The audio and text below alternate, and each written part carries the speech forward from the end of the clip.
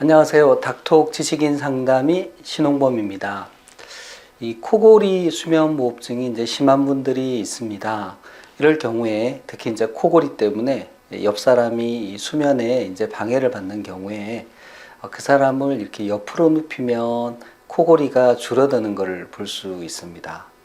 또 코골이보다 좀 더 심한 형태인 수면무호흡이 있는 경우에는 바로 누워서 자면 혀가 뒤로 밀리면서 기도를 막습니다.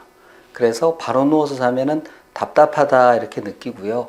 옆으로 누워서 주무시면 좀 더 편하다 이렇게 느낍니다.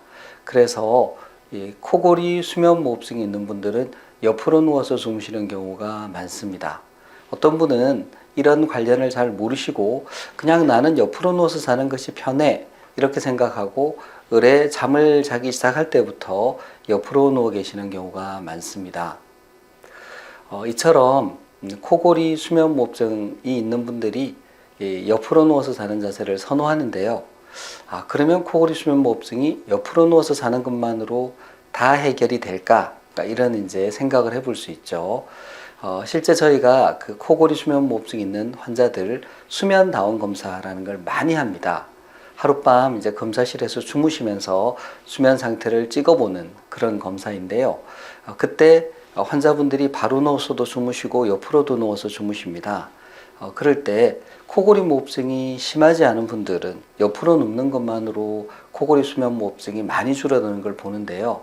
코골이 무호흡증이 좀 심하거나 또 심하지 않더라도 특정한 어떤 자세나 특징이 있는 분들이 있습니다. 예를 들어서 아래턱이 아주 작다든지 혀가 지나치게 크다든지 이런 분들의 경우에는 옆으로 누워서 주무셔도 여전히 코를 골고 호흡곤란이 나타납니다.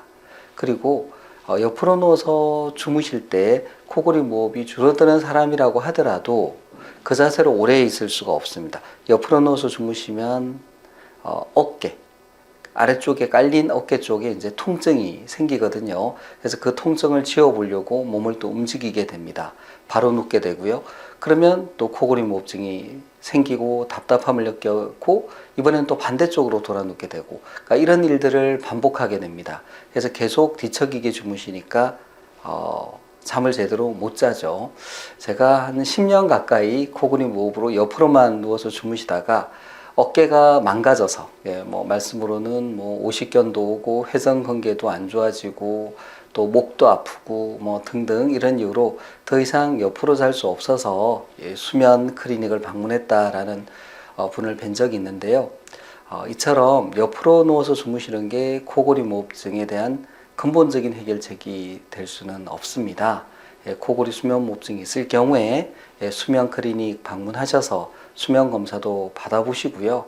얼마나 심한지 또 어떤 치료법이 있는지 요즘은 양압기 치료라는 안전하고 효과적인 비수술 치료가 건강보험 적용도 받고 쉽게 접근해서 치료적인 혜택을 볼 수 있습니다. 이상입니다.